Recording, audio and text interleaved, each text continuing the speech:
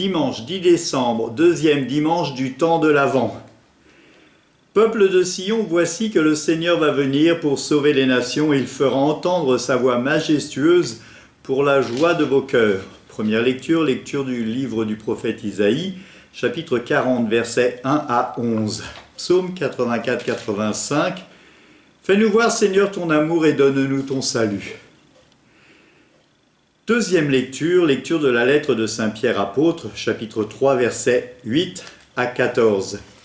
Alléluia, préparez les chemins du Seigneur, rendez droits ses sentiers, tout être vivant verra le salut de Dieu.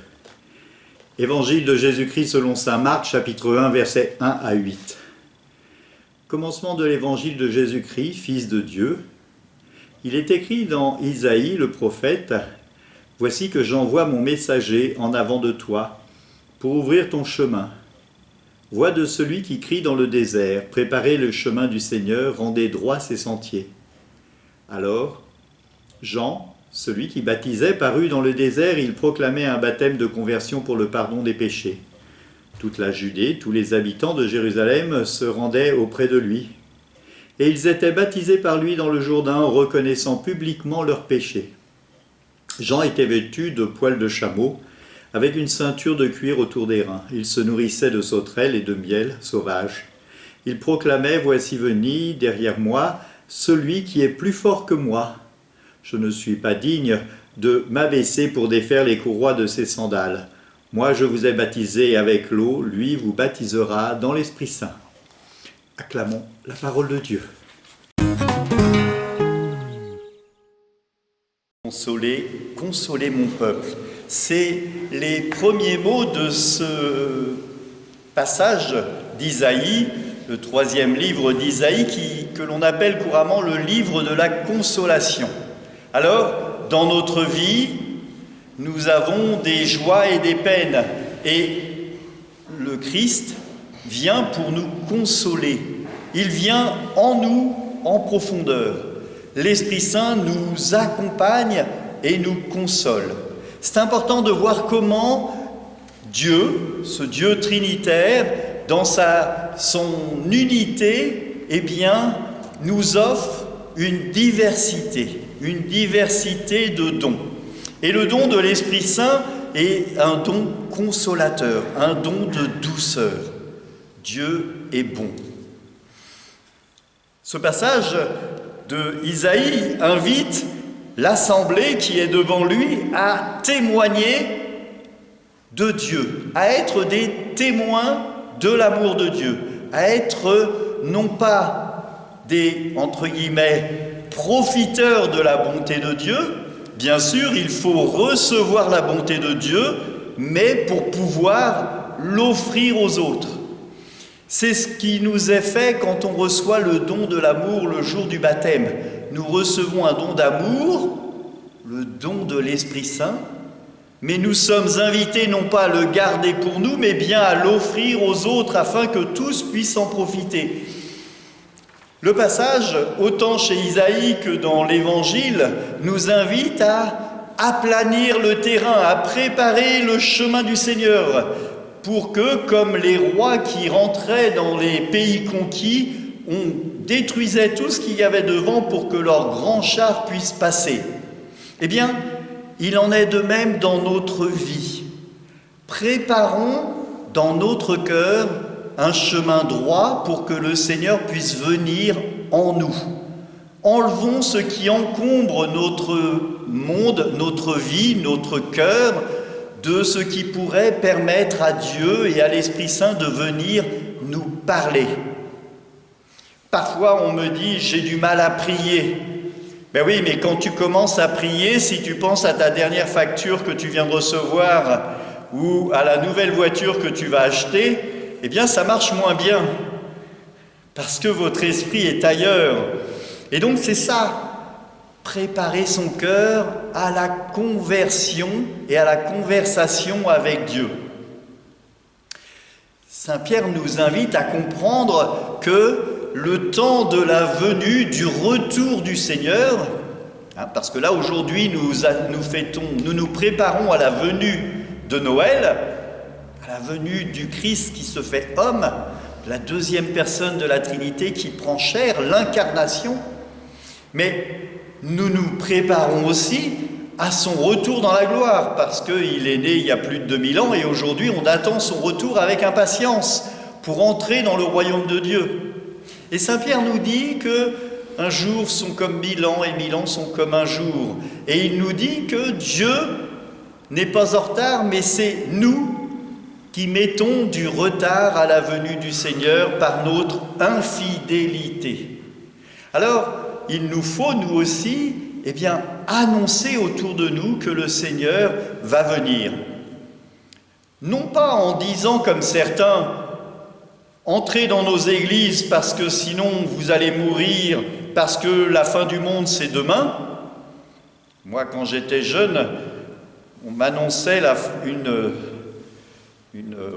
pseudo-religion m'annonçait la fin du monde en 78.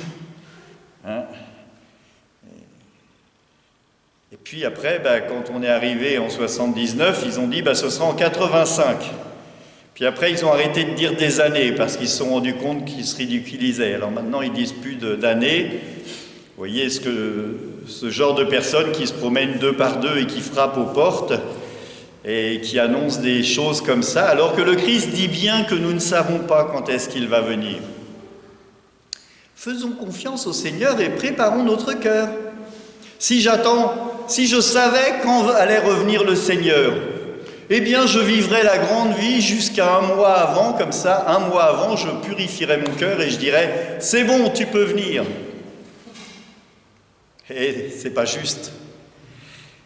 L'Évangile nous invite à comprendre que Jean le Baptiste donnait un baptême de conversion. Il nous donnait un baptême de purification, un peu comme lorsque je viens à la confession, je purifie mon cœur. Et Jean le Baptiste dit bien que moi je vous baptise dans l'eau, lui viendra vous baptiser dans le feu et l'Esprit Saint. Et je ne suis pas digne de défaire les sandales de ses chaussures. Comment est-ce que je vois le baptême de Jean le Baptiste? Et comment est-ce que je vois le baptême chrétien? Parce que certains viennent nous dire, il y a beaucoup d'attaques qui nous sont faites, oui, vous baptisez sans plonger les gens dans l'eau, et c'est terrible parce que c'est pas ce qu'a reçu Jésus. Sauf que Jésus, il a reçu le baptême de Jean-Baptiste. Il a reçu le baptême de conversion. Lui qui n'avait pas péché a demandé à recevoir pour son humanité, pour pouvoir être comme nous, en humanité pleine, à l'exception du péché, le baptême de conversion. Le baptême que nous recevons chez nous, les catholiques, c'est le baptême dans l'eau, au nom du Père, du Fils et du Saint-Esprit, avec le don de l'Esprit Saint. Le baptême que certains donnent dans l'eau, c'est un baptême de Jean le Baptiste, et ce n'est pas un baptême de Jésus-Christ. Nous recevons le baptême de Jésus, le baptême chrétien. Par notre baptême, nous entrons dans la communauté des chrétiens et nous recevons l'Esprit Saint. C'est pour ça qu'il est bon de le donner aux enfants, pour qu'ils puissent, dès leur naissance, recevoir le don de l'Esprit Saint. Ou alors on croit que Dieu ne fait rien le jour du baptême. Et si on croit que Dieu ne fait rien le jour du baptême, qu'est-ce qu'il est venu faire? Non, au contraire, le jour du baptême, Dieu dit comme pour chaque enfant, comme il a dit à Jésus, « Tu es mon enfant bien-aimé, en toi je mets tout mon amour. » Et à moi, à vous, le jour de votre baptême, Dieu a dit une parole de bénédiction, « Tu es mon enfant bien-aimé, en toi je mets tout mon amour. » Et cet amour, c'est l'Esprit Saint.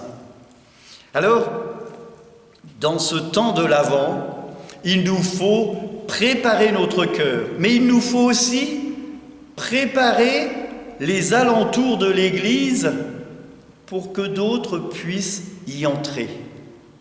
Et souvent, on y met des embûches, des chicanes, on empêche les gens d'entrer. Alors, vous m'avez vu à l'entrée de l'église tout à l'heure, dehors, ce qui m'a permis de répondre à plusieurs personnes, de dire que l'église était ouverte tous les jours. Ce qui m'a permis de dire que, et de signaler par ma présence dehors que l'église est une église vivante et accueillante. Et il est important que nous venions, lorsque nous passons devant l'église, que nous entrions dans l'église pour qu'elle soit priante et vivante. Nous sommes les pierres vivantes de l'église. Parce que si l'on compte sur les pierres comme celle-ci qui fuit, on a intérêt, nous, à être bien présents et solides et à préparer notre cœur. Dans ce temps de l'Avent, que le Seigneur nous accompagne, qu'il nous donne tout ce qui est bon pour nous, pour que nous puissions accueillir le Christ dans la crèche. Alors cette crèche, qui est tant décriée en ce moment, si vous venez dans mon domicile, chez moi, il y a devant ma fenêtre, dehors, dans mon jardin, une crèche qui est visible de la rue. Et comme ça, tout le monde peut voir une crèche. Et peut-être que chez vous, en achetant une crèche pas très chère, en risquant de la mettre dehors, d'autres pourraient voir aussi la venue du Seigneur. Hier, les enfants ont préparé la crèche et ils ont pu découvrir que le Seigneur, il est vraiment présent dans notre vie. Nous attendons sa venue, son avènement, que le Christ, lui qui nous sauve, vienne en nous, vienne sur nous et nous aide à trouver les bonnes paroles et les bons gestes pour que nous soyons tous des témoins de l'amour de Dieu. Amen. Comblés par cette nourriture spirituelle, nous te supplions, Seigneur, quand nous participons à ce mystère, apprends-nous à évaluer avec sagesse les réalités de ce monde et à nous attacher au bien du ciel, par le Christ notre Seigneur. Vous croyez que le Fils unique de Dieu est déjà venu et vous attendiez qu'il vienne de nouveau, à la clarté de son avènement, que Dieu Tout-Puissant, dans sa miséricorde, vous sanctifie et vous comble de sa bénédiction. Amen.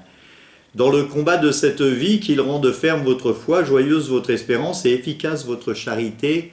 Amen. La venue prochaine du Rédempteur selon la chair vous procure déjà une joie spirituelle. Lors de son avènement dans la gloire, qu'il vous donne la récompense de la vie éternelle. Amen. Et que la bénédiction de Dieu Tout-Puissant, le Père, le Fils et le Saint-Esprit descendent sur vous et y demeurent toujours. Amen. Allez dans la paix du Christ. Bonne semaine à tous et bon temps de l'Avent.